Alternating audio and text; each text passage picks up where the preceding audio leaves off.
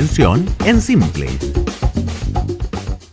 ¿Cómo están? Bienvenidos y bienvenidas a nuestro estupendo programa que se llama La Convención en Simple, tal como lo indican aquí nuestros jarritos de café. Epa, que ya tenemos jarrito de café. Oye, Alejandro, y tenemos súper buenos comentarios, estamos contentos. Parece que sirve además nuestro espacio. Sí, estamos muy contentos, hemos recibido buenos comentarios. Sí. También están llegando hartas preguntas, así que esperamos ir abordándolas aquí en los distintos programas. Claro que sí, les volvemos a explicar a todos ustedes que vamos haciendo nuestros capítulos a medida que va avanzando el trabajo de la convención. Por lo tanto, estamos totalmente a tiempo con los contenidos. Si es primera vez que lo ven, este es un espacio de conversación, de análisis para seguir el trabajo de la convención, para entender qué es lo que ocurre, para entender qué es lo que se está definiendo y cómo eso afecta nuestra vida. Y nuevamente aquí, por supuesto, Alejandro Fernández, quien es abogado y director de la Fundación Pacto Social. ¿De qué vamos a hablar hoy? Hoy día vamos a hablar de las formas de Estado. ¿Te acuerdas que la vez pasada vimos los sistemas de justicia? Sí. Ahora estamos ordenaditos, entonces la siguiente comisión que aprobó estas normas fue forma de Estado, que tiene que ver principalmente cómo se estructura el poder y cómo se distribuye a nivel territorial ese poder. Ya, pero ahí yo estaba confundida. Esto es algo distinto a lo que ve la Comisión de Sistema Político. Eso es algo diferente. Esto lo ve la Comisión de Estado. Exactamente. Ahora, es importante decir sobre que igual se van topando las cosas, Ya. pero efectivamente el de sistema político ve lo que tiene que ver con el tipo de gobierno, ¿cierto? Por ejemplo, sistema presidencial, la bicameralidad, que haya un Senado, Cámara de Diputados o solamente Cámara de Diputados, todas esas cosas tienen que ver con sistema político. En cambio, forma de Estado tiene que ver con cómo estamos, como digo, cómo se distribuye el poder. Por ejemplo, hoy día tenemos regiones, provincias, comunas, ¿cierto? Pero se vinculan. Vamos a ver que igual se van topando los distintos contenidos de la propuesta de Constitución. Ya, pero el trabajo en esencia es distinto. Entonces, Es distinto. la Comisión de Estado es lo que vamos a analizar precisamente hoy.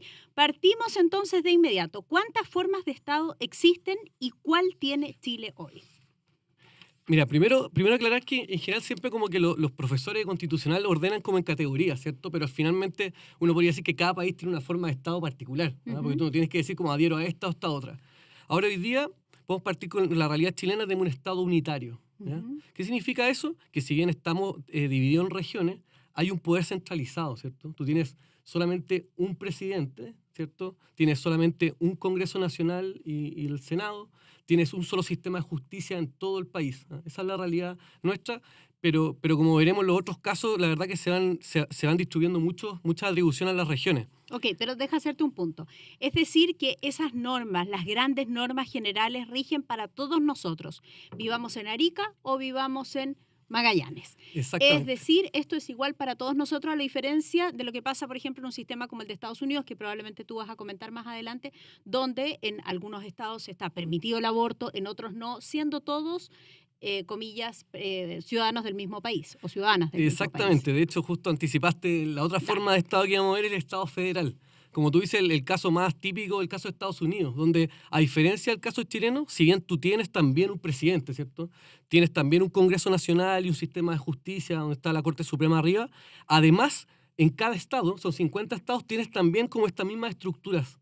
Tienes también un gobernador regional, o sea, un gobernador estatal, ¿cierto? Tienes además congresos, también tienes como cámaras de diputados en los distintos estados, tienes incluso también tribunales de justicia y ministerio público distintos. Entonces, cada estado va adoptando distintas formas. Ok, así atomizas el poder, es lo que entiendo, ¿no? Sí, a ver, O tienes varias formas de administrar el poder. tiene distintas o al formas. menos dos. Sí, vamos a ver, claro, hay ciertas ventajas y desventajas. Acá como te digo, uno no podría ser totalmente absoluto cuál es el mejor modelo. Ahora sí, Chile tradicionalmente ha sido un Estado unitario. O sea, hemos estado acostumbrados a tener solamente el poder bastante centralizado, lo cual, como digo, también tiene sus problemas. Así, por eso es interesante esta discusión. Y el tercer modelo es el Estado regional, que es el caso típico de España, pero bueno, y aquí lo vamos a ver específicamente cómo se está configurando en el caso de la propuesta de nueva Constitución. Ya, pero a grandes líneas, descríbemelo.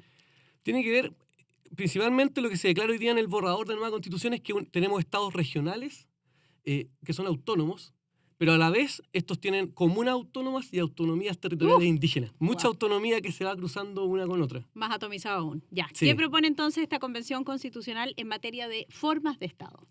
Exacto, como decía, el Estado regional y cada uno de estos órganos que te mencionaba, la región autónoma dice autonomía financiera, administrativa y política.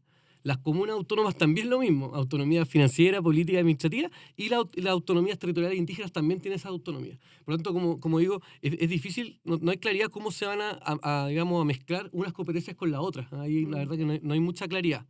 Entonces, vamos bajando qué significa cada tipo de autonomía. Vamos. En el caso de las regiones autónomas, la autonomía política tiene que ver principalmente con la idea de que tienes un gobernador regional, ¿cierto?, que es electo democráticamente. En ese sentido es parecido a lo que tenemos hoy día, pero con más atribuciones, muchas más atribuciones que hoy día. Sí, porque ya tenemos gobernadores, elegimos gobernadores. Ya elegimos gobernadores regionales, que es algo bastante inédito. De hecho, tiene que ver con descentralizar el poder. Pues antes desde Santiago, ¿cierto?, designar a los intendentes de cada región. Entonces, tienes por un lado un gobernador regional electo democráticamente y tienes también asambleas regionales, que son una especie como de congresos. Mini congresos. Exactamente, mini congresos, mini cámaras de diputados, que son electos también en forma directa por las personas. Lo que pretenden estas asambleas legislativas, o sea, regionales, es tener ciertas facultades para hacer leyes. Y ahí es donde entra la discusión sobre la igualdad ante la ley. Hoy día, la verdad que, para ser justo, está bastante limitado el tema de la posibilidad de hacer leyes. Tienen que pedirle al Congreso, que todavía no sabemos cómo va a estar compuesto, que le transfiera ciertas facultades para poder legislar algunos temas específicos. También pueden presentar proyectos de ley, ellos como asamblea, pero al Congreso. Y yo diría que principalmente tienen que ver con esos asuntos. Pregunta más bien de opinión. ¿Por qué se metieron en esta discusión? Básicamente por querer darle más poder a las regiones para que las regiones tengan mayor participación, para que puedan determinar problemas que les son propios, porque de eso efectivamente hemos carecido bastante, ¿no? Los gobiernos han sido muy centralistas de derecha y de izquierda.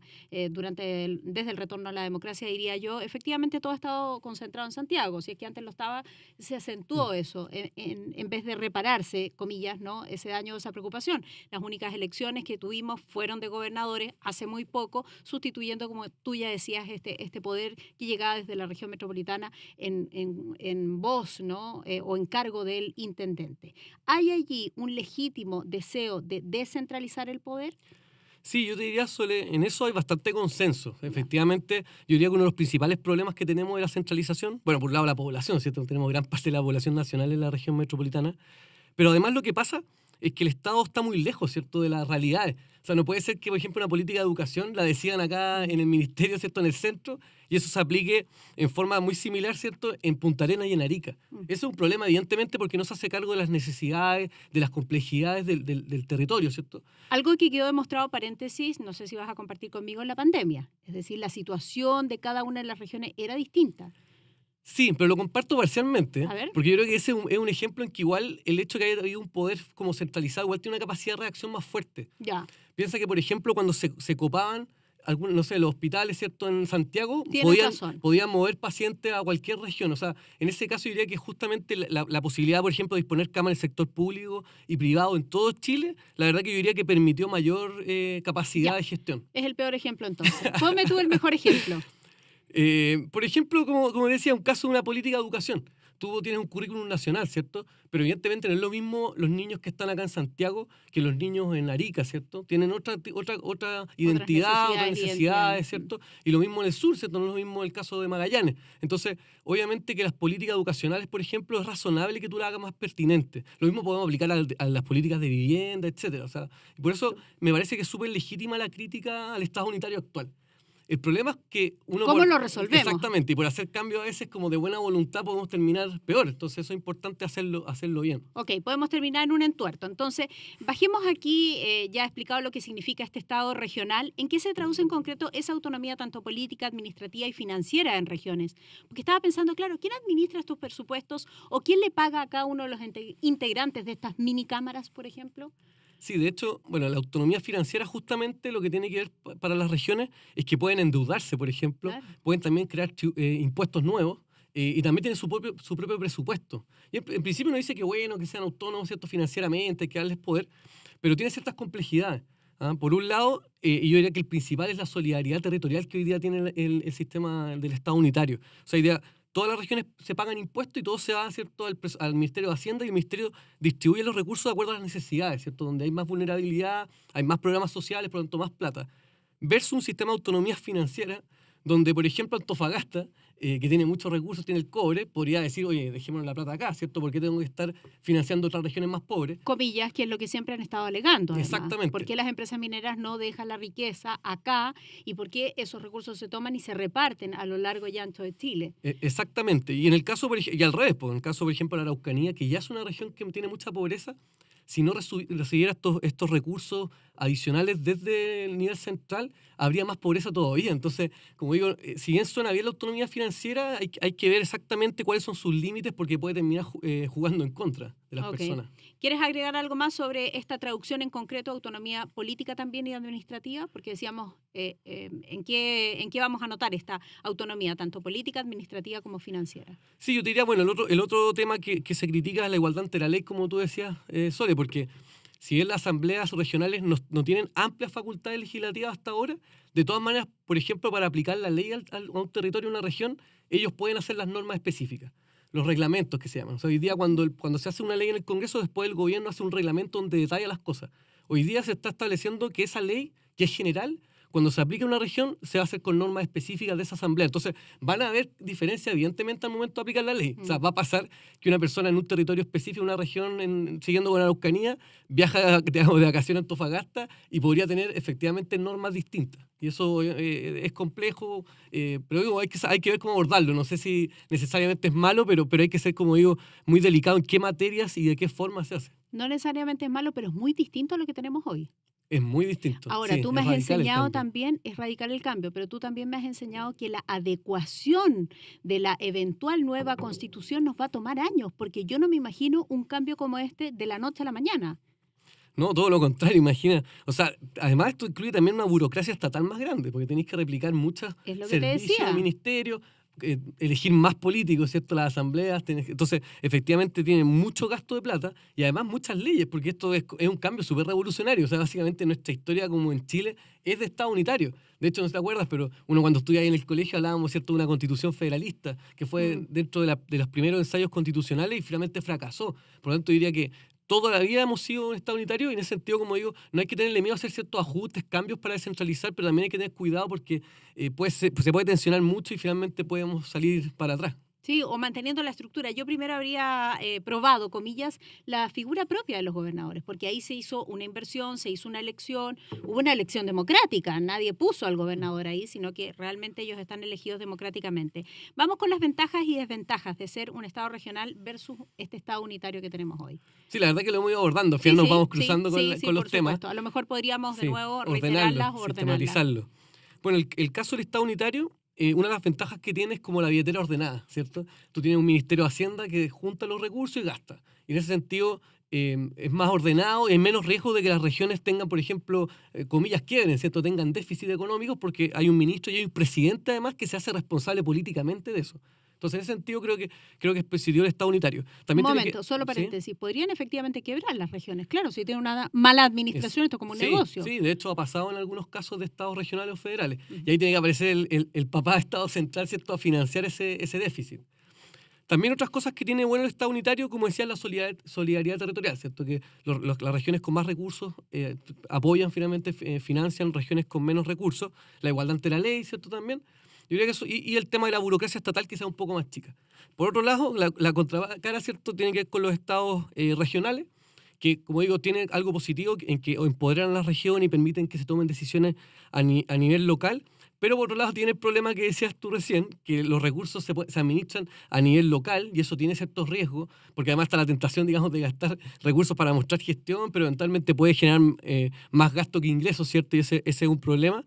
Y además genera más burocracia, más político, es una estructura muy pesada y que además hay un tema, hoy día hay 16 regiones y de hecho quieren crear 2 más y se ha discutido. Entonces lo que al final son pequeñas regiones. Tendría más sentido crear un sistema de regiones autónomas, de Estado regional, si tuviéramos macro regiones, porque al final se dividen las regiones, el resto de las regiones se dividen y la metropolitana no se mantiene grande, entonces claro, cada vez es más gigante frente a estas pequeñas regiones. Y entiendo entonces que podríamos dividirlo tal vez de manera más ordenada como zona norte, centro y zona sur de Chile, donde puedes de alguna manera conjugar tanto los intereses como las costumbres. O sea, efectivamente somos distintos en el centro del norte versus el sur distinto también del norte versus el centro. Exactamente, esos son modelos que a mí me parecen por lo menos que tendrían más sentido, porque si no tú tienes una región muy chica que la llenas de instituciones, finalmente vas a tener prácticamente la mitad de la gente va a ser funcionario público, ¿cierto? O autoridad Exacto, política. sí. Entonces, la verdad que no se justifica ese nivel de carga, porque además uno de los problemas que siempre hemos visto a nivel de los estados y del gobierno es que muchos de los recursos que tiene el gobierno para las políticas públicas finalmente no llegan a las personas. O sea, de 10 pesos se terminan gastando 8 pesos en la burocracia y 2 pesos llega a la gente. Entonces, si además le agregas toda esta burocracia regional, menos todavía van a llegar los recursos a las personas. Entonces, claro, hay que ver bien si tiene sentido, como digo, esta estructura tan pesada para regiones tan chicas. Mira, en ningún caso, y esta es una opinión periodística y personal mía, por supuesto, en ningún caso es oponerse por oponerse, pero uno observa casos como el de Karen Rojo, tan publicitada ahora, ¿no? Exalcaldesa de Antofagasta, independiente de lo que los tribunales tengan que juzgar ahí, como ya lo hicieron, y en definitiva han dicho que hubo robo de recursos, independiente de que ella se haya fugado en estos momentos a Europa o haya salido, porque no tenía una orden de captura, o sea, una orden de no salida en su contra. Independiente de eso, tú ves que es difícil, es muy difícil que efectivamente estos recursos que debiesen estar destinados a las personas finalmente lleguen. Tú nos entregabas la proporción a propósito de la burocracia, donde el recurso puede estar bien utilizado. ¿Y qué pasa también cuando el recurso está mal utilizado? Porque más personas participando hay mayores posibilidades matemáticas, de que efectivamente esos recursos no lleguen donde deben estar. Exactamente. Sí. De hecho, en términos teóricos está bien que uno dé más recursos, más capacidad a las comunas, ¿cierto? Porque las comunas, los municipios son los que están más cerca de las personas. Y parece súper bien. Pero si esto no ha acompañado de más fiscalización, de mejores capacidades, recursos humanos, etcétera, la verdad que no tiene mucho sentido. Por eso hay que tener mucho cuidado, como dices tú. O sea, si vamos a empoderar a nivel comunal y regional, tenemos que acompañarlo de mayor control de los recursos, mejores, como digo, capacidades de recursos humanos, etcétera. Claro, porque siempre nos preguntamos en la prensa quién fiscaliza. Bueno, también hay una capacidad absolutamente limitada de fiscalización. Vamos a otra pregunta. ¿Qué significa un Estado plurinacional e intercultural? Sí, eso son la segunda y tercera patita, porque cuando esto se declaró tanto en la Comisión de Forma de Estado como también en la Comisión de Sistemas Políticos, que está aprobado. Por lo tanto, el tema plurinacional ya es transversal a todas las comisiones. Sí, uno lee las 7 comisiones y siempre aparece el tema plurinacional. De hecho, algunos han dicho que esta es como una constitución indigenista. Y en cierta forma tienen algo de razón, porque como digo, está cruzado. ¿Qué significa plurinacional? No es solamente una declaración como de principio, tiene consecuencias concretas. De hecho, a veces confundimos lo multicultural, ¿cierto? O intercultural con lo plurinacional. Lo intercultural es reconocer que hay muchas culturas, ¿cierto? Con distintas identidades, pero que conviven dentro de una misma nación. En cambio, plurinacional son distintas naciones. Reconocemos que está la nación chilena, pero también hay otras naciones compuestas por los pueblos originarios. Y de hecho lo que se aprobó ya en las normas está declarando 11 pueblos originarios. O sea, tendríamos 12 naciones en Chile. ¡Wow! Sí, bastante. Y como digo, tiene consecuencias súper concretas. O sea, yo diría que el principal como aterrizaje tiene que ver con la libre autodeterminación, ¿cierto? La posibilidad de autogobernarse. Y por otro lado tiene que ver también, que se estableció y se aprobó, con que en todo tipo de estructura del Estado y del sistema político haya representación de los pueblos originarios. Es un cambio súper profundo, la verdad. Y en el caso, y tú me paras si voy muy rápido, no. En el caso de la plurinacionalidad y el autogobierno, se manifiesta, por ejemplo, en que las autonomías territoriales puedan tener autoridades políticas, ¿cierto? Especiales, distintas a las autoridades políticas de la comuna autónoma o la región autónoma. Dame un ejemplo. Araucanía. La Araucanía podría, no sé, yo ahí desconozco un poco cómo es la estructura, pero podría haber un lonco, ¿cierto?, que asuma un cargo político, pronto tiene que ser electo democráticamente u otras formas que determinen ello en base a su cultura, su protocolo. ¿Y tiene autonomía para administrar el poder o la tendría bajo este esquema? Claro, es que esos son los detalles que todavía no están claros, pero en principio tendría autonomía administrativa, financiera y política. No sabemos todavía las consecuencias hasta dónde llega. Otro tema que tiene que ver con la plurinacionalidad es lo que vimos en otro podcast, que es el tema del pluralismo jurídico. O sea, también esa autonomía territorial indígena podría tener sus propias leyes y su propio sistema de justicia. ¿Ya? También es, como digo, bien profundo y bien radical. Además, lo que te decía también, está el tema de los escaños reservados. O sea, habría que asegurarle, tanto a nivel del Congreso, por ejemplo, ciertos escaños, pero también en toda la estructura del Estado. O sea, uno podría pensar en la Corte Suprema, en las Cortes de Apelaciones, etcétera. Siempre también que haya una cuota al menos de pueblos originarios. Todo esto, como digo, no está solamente a nivel de principios, pero de eso podríamos como deducir que así sería. Y lo otro que a mí me parece ya muy profundo y que va más lejos que la mayoría de las constituciones en otros países, incluso en Latinoamérica, que han incorporado este tipo de normas, es que establece que toda materia o asunto que afecte a los pueblos originarios, que afecte los derechos que están reconocidos en la Constitución de los pueblos originarios, requiere una consulta previa, pero además el consentimiento. Eso va súper lejos. ¿El consentimiento de quién? De esos pueblos originarios. ¿Pero qué? ¿Se hace una votación? Exactamente. Lo cual, como digo, es súper radical, porque una cosa es consultar, que se hace hoy día, ¿cierto? Se les pregunta a las personas, pero la autoridad finalmente toma la decisión.